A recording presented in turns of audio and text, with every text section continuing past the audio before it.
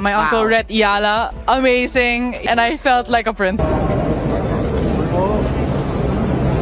The Caja Magica was full. The red clay was still warm. And somewhere in that crowd, nobody was watching the world number one. They were watching her, a wild card, ranked 140th. A girl from Manila who had trained for years on Spanish soil at Rafa Nadal's own academy in Mallorca, before coming back to Madrid to do something the sport had never seen from her country. 5 seeded players, 7 days. The most glamorous draw in women's tennis outside a Grand Slam, the tournament the world calls the Oscars of sport. The Philippine president couldn't sleep. The WTA draw sheet looked wrong.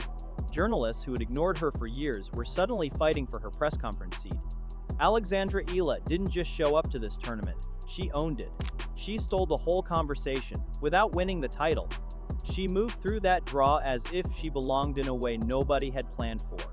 One night, 5 rounds, and a crowd that stopped being neutral, somewhere around the quarterfinals. What she did inside that drawer is something this sport is still struggling to explain. If you want the story they're not telling you, subscribe. This channel doesn't wait for the mainstream to catch up. Because the moment she walked onto that court in round 1, the draw was already broken. They just didn't know it yet. Let's start with what a wildcard actually means at a WTA 1000 tournament. Because most people hear wildcard and think second chance, lucky break, feel-good story. What it really means, structurally, is this. The tournament organizers have a slot. They need to fill it. They pick someone who brings a story, or a nationality, or a name that shifts a few tickets. It is, in the most honest reading of the system, a courtesy. Eala got one of those slots at the 2025 Mutua Madrid Open. Ranked approximately 140th in the world, outside the automatic entry zone by a significant margin. The draw already had Sabalenka. It had Swiatek. It had 11 other seeded players representing the best women's tennis on the planet. Nobody, not the preview writers, not the betting markets, not the WTA insiders doing their bracket predictions, penciled in the wildcard from the Philippines as a problem. She had won the Roland Garros girls title in 2022. She had become the first Filipino woman to win a WTA-sanctioned title in Hawaii that same year. She had been training under the Rafa Nadal Academy system in Mallorca since her teens. The resume was real. The ranking just hadn't caught up yet, and nobody asked the one question that mattered. What happens if she actually wins a match here? Round 1. Lucia Bronzetti, Italy. A solid tour-level professional with clay court experience and a ranking inside the top 80. Eala beat her 6-3, 6-2-2. Fast, clean, no drama. The media reaction was polite. A few lines in the draw recap. Wildcard advances. Back to the Sabalenka preview. Back to the Swiatek feature. The tennis press moved on within the hour because that is what the tennis press does with wildcard wins. Files them under expected variance and forgets them before the ink dries. Round 2. Beatriz Haddad Maia, Brazil, the number 20 seed. A top 30 player with Grand Slam quarterfinal appearances on her record and one of the heaviest forehands in the women's game. Eala beat her 6-4, 6-2. Now watch what happened next. The dismissals came fast. Haddad Maia was off. The conditions suited Eala's game. The draw opened up in her section. Every possible explanation for the result got airtime, except the most obvious one. That the 140th ranked wildcard from Manila had just outplayed a seeded Grand Slam veteran on clay. Back in the Philippines, the mood was different. Social media was beginning to stir. Tennis fans who had been following Eala since her junior days were typing in capital letters. The wider public was starting to pay attention. 2 seeded players down. Not a single major outlet had changed its prediction. Elena Svitolina is not a player you explain away. Former world number 3. Wimbledon semifinalist, US Open semifinalist. One of the most mentally disciplined competitors in the history of the women's tour, a player who had beaten Serena Williams, who had performed deep into Grand Slams for a decade, who had returned from maternity leave to reach a Wimbledon semifinal in 2023. When her name came out of the draw as Eala's round 3 opponent, the consensus was immediate. This is where the run ends. The match told a completely different story. Eala won 7-5, 6-3. And she did not survive Svitolina. She outplayed her. There is a difference between scrambling past a bigger opponent on a good day and systematically dismantling their game plan, taking away the angles they rely on, absorbing pace and redirecting it, refusing to be bullied off the baseline.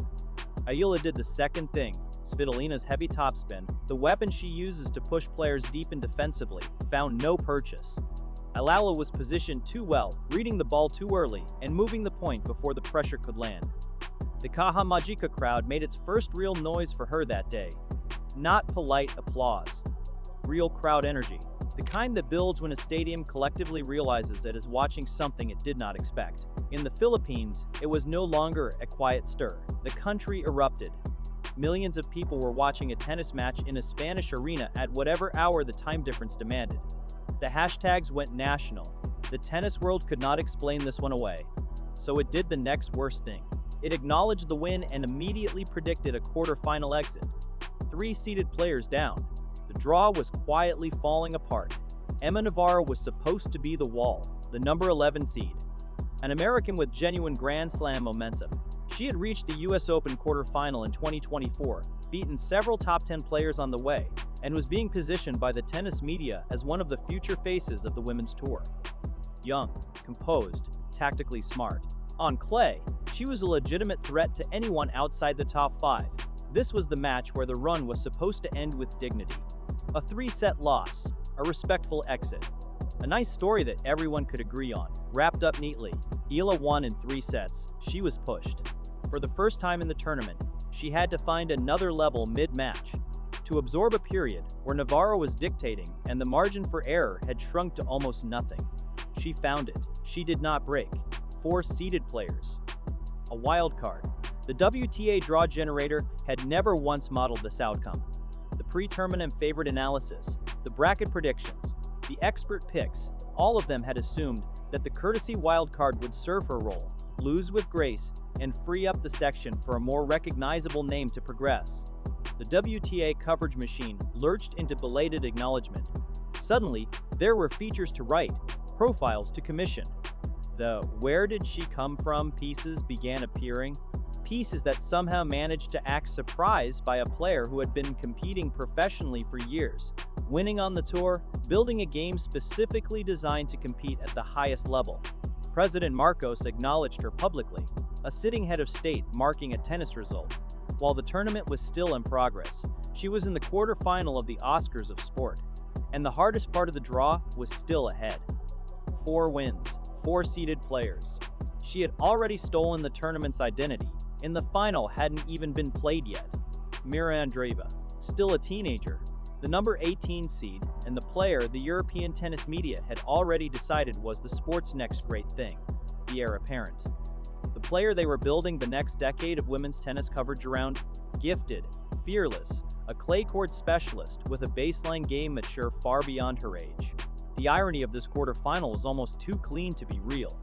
2 young players, one carrying the full weight of institutional hype, backed by rankings, by federation support, by the entire European tennis establishment's projection of the future. One carrying a wild card and absolutely nothing to lose. Eala out-baselined the baselinist. She out-rallied the rallier. On a clay court, in a WTA 1000 quarterfinal, against the player the draw had assumed would eventually face one of the top seeds, Eala was simply better that day, more patient, more precise. Her court positioning denied Andreeva the angle she needed to create pressure. She was in the semifinal of the Oscars of sport. 1 match from the final, 1 match from making history that no Filipino woman in tennis had ever made. Madison Keys arrived at the semifinal as the 2025 Australian Open champion. Let that sit for a second. Not a former champion, not a runner-up from 3 years ago. The current, reigning Australian Open champion, one of the most powerful ball strikers in the women's game, a player who had just won a Grand Slam title months earlier, whose forehand is among the cleanest and most destructive shots on the tour.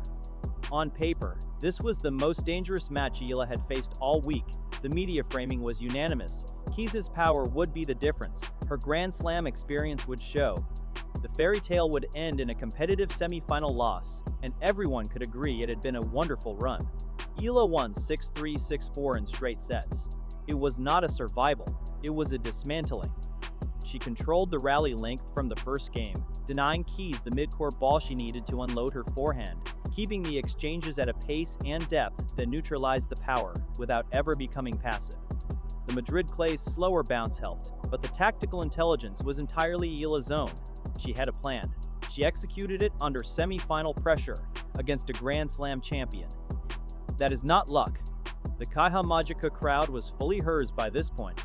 The noise was the kind normally reserved for the home favorite, or a top 5 player having the match of their life. People in those stands had come to watch Sabalenka. They stayed for her. Back in the Philippines, it was the middle of the night. Millions of people were watching anyway. Social media numbers went vertical. Group chats lit up. Families gathered around screens for a tennis match. She had made history before the final was played. First Filipino woman in a WTA 1000 final. The record was set. Everything that came next was a bonus. The final was 6-3, 6-2 to Arnes Sabalka. World number 1, dominant, clinical. In arguably her sharpest form of the clay season. Say clearly, Sabalenka was better on the day. She played like a world number 1 who had something to prove and nothing to fear. The scoreline was not flattering to Eala, and there is no version of the script that pretends otherwise. Now say what the scoreline does not tell you. It does not tell you about the standing ovation Eala received walking onto that court, a wild card in a WTA 1000 final, getting the kind of reception reserved for tournament legends. It does not tell you about Sabalenka acknowledging her in the post-match ceremony, the world number 1 making space for the finalist story in her own winner's moment.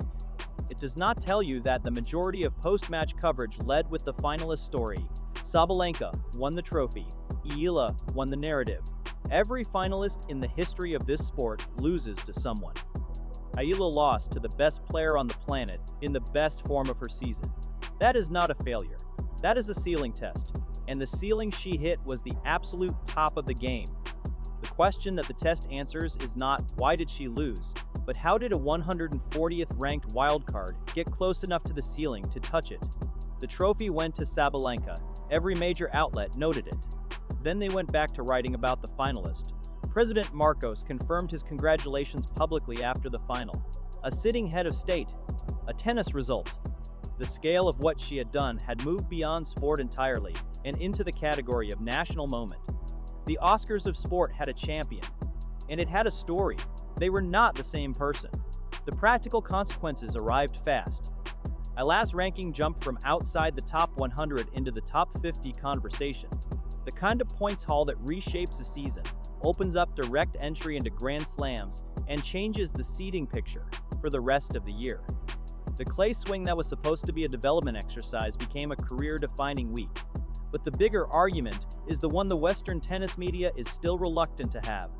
Southeast Asian tennis has been systemically undercovered, underfunded in terms of media attention, and filtered through a lens that treats any success from outside the traditional tennis geography as a surprise rather than an outcome.